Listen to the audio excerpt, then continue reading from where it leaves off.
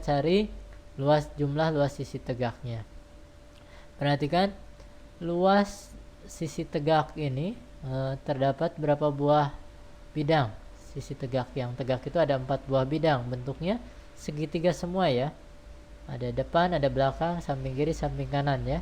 Jadi jumlah luas sisi tegaknya artinya jumlah keempat bidang segitiga tersebut. Kira-kira sama nggak bidang segitiganya? Sama ya. Kongruen ya, segitiga yang sebelah pinggir kiri dengan yang depan itu sama. Alasnya sama, tingginya juga sama. Oke. Nah, jadi jumlah luas sisi tegak itu sama dengan 4 kali luas segitiga. Berarti kita harus mencari dulu luas segitiganya. Oke. Nah, ini luas segitiga kita karena sama kita lihat yang samping saja ya. Kita perhatikan satu buah saja, kemudian kita kalikan 4, oke? Nah, kita perhatikan segitiga BCT ya, BC dan T. Dari sudut-sudut BCT ini, oke? Alas segitiganya udah kita peroleh 10, kita tinggal mencari tingginya ya. Tingginya ini ya. Oke, kelihatan garis ungu ya. Untuk mencari tinggi ini kita perhatikan segitiga siku-siku berikut. Nah, kelihatan? Ada segitiga siku-siku ya. Oke, di sini 12, berarti kita bisa mencari ini.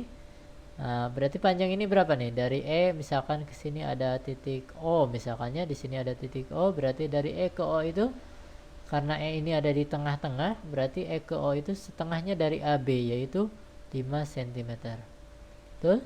Betul ya?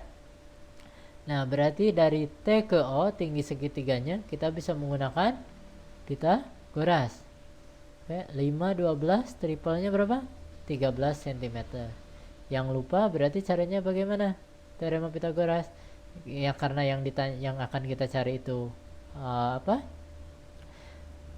sisi miringnya ya, atau garis hipotenusanya, berarti kita bisa menggunakan menjumlahkan ya. Jadi caranya untuk memperoleh 13 ini 12 kuadrat ditambah 5 kuadrat. Kemudian hasilnya diakarkan ya. Dicari akarnya ya dari hasil tersebut. Kita akan peroleh 13. Oke. Paham ya? Oke, kita bisa lanjutkan. Oke, selanjutnya luas segitiga itu rumusnya apa? Alas kali tinggi bagi 2. Berarti jumlah luas sisi tegak ini 4 kali alas kali tinggi bagi 2. Ini alas segitiga, ini tinggi segitiga. Ini alas segitiga, tinggi segitiga. Alas segitiganya berapa? 10. Tinggi segitiganya 13. Berarti 10 kali 13 bagi 2. Ini bisa dibagi 2? 5 ya. Oke, sehingga kita peroleh 4 dikali 5 kali 13. 4 dikali 65 yaitu 260 cm persegi. Nah, selanjutnya karena luas alasnya sudah kita peroleh, jumlah luas sisi tegaknya juga sudah kita peroleh.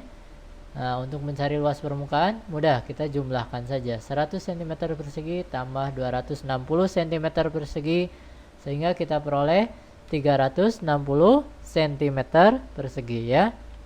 Oke, bisa kita lanjutkan. Saya. Soal selanjutnya. Gambar di samping adalah benda yang terbentuk dari tabung dan belahan bola ya. Ini ada kata belahan bola. Maksud belahan bola itu setengah bola ya. Panjang dari jari-jari alas 7 cm, tinggi tabungnya 10 cm.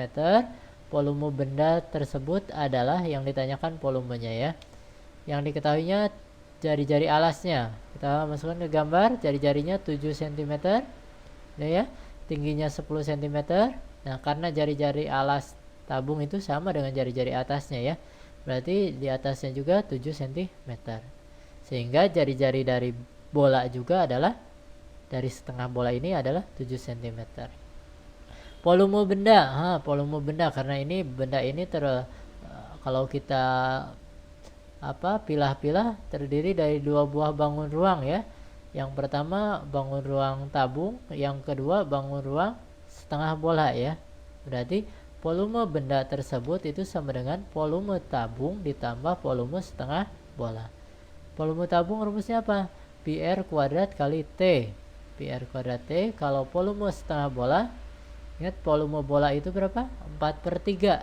Berarti kalau setengahnya, setengah dari 4/3 adalah 2/3 pi r pangkat 3. Kita substitusikan nilai-nilainya. Pi nya kita gunakan berapa? 22/7 ya, karena jari-jarinya 7 cm. Berarti 22/7 kali 7 kali 7 kali 10. Ini tingginya ya 10. 7-nya 2 kali karena R-nya pangkat 2. Tambah 2/3 kali 22/7. Pi-nya kali 7 kali 7 kali 7. Oke. Ini bisa kita sederhanakan. 7 bagi 7 1 ya. 22 kali 7 kali 10 yaitu 1540. Ini bisa kita sederhanakan ya. 7 kali 7 49 kali 22 berapa? Jadi ini hasilnya 1540 tambah 2/3 dikali 1078. Dari sini ini bisa kita bagi 3 kemudian kita kali 2, atau kita kali 2 terlebih dahulu kemudian bagi 3, sehingga kita peroleh 1540 ditambah 718,67 cm kubik. Oke, dari sini berarti totalnya adalah 2258,67 cm kubik volume benda tersebut ya. Mudah? Oke, so kita lanjutkan ya. Oke, selanjutnya, Ani memiliki drum berbentuk tabung dengan diameter alas 70 cm, tingginya 80 cm. Jika drum itu terisi air, volume air. Nah, ini ada volume air yang ditanyakan ya. Nah, di sini karena airnya, drum itu terisi air. Makna terisi air berarti terisi air dengan penuh. Akibatnya volume air itu sama dengan volume tabung ya. Betul ya? Volume air sama dengan volume tabung. Nah, di sini diameternya 70. Berarti jari-jarinya 35 ya, 35 cm. Karena volume tabung itu rumusnya pi r kuadrat kali T. Ini ya. Diameternya 70, jari-jarinya 35 cm. Berarti pi-nya kita menggunakan, karena ini 35 itu bisa dibagi 7 atau kelipatan dari 7. Kita gunakan pi-nya, pengganti pi-nya yaitu 22/7 kali R-nya 35 kali 35, tingginya 80. Ini bisa kita bagi yaitu 5, kemudian kita kalikan, kita akan memperoleh berapa? Ya. 308.000 cm kubik ya. 308.000 cm kubik. Oke. Selanjutnya, ya, ini salah ya. Terulang ya. Oke, harusnya ini 5 ya di sininya. Paham ya sampai sini? Oke. Nah, ini mungkin bisa diubah ke satuan apa? Liter ya. Kesatuan liter berarti berapa? 308 liter ya. Betul ya. Jadi volume airnya adalah 308 liter. Sampai sini ada yang ditanyakan? Nah, bisa dipahami ya. Oke. Soal selanjutnya saya bacakan terlebih dahulu.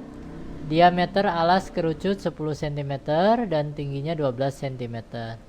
Luas selimut kerucut adalah, nah ini yang diketahui diameternya ya. Diameter alasnya yaitu 10 cm dan tingginya 12 cm. Ada yang apa luas selimut kerucut? Rumusnya apa? Pi kali R kali S. Ya, Pi kali R kali S. Ada ya.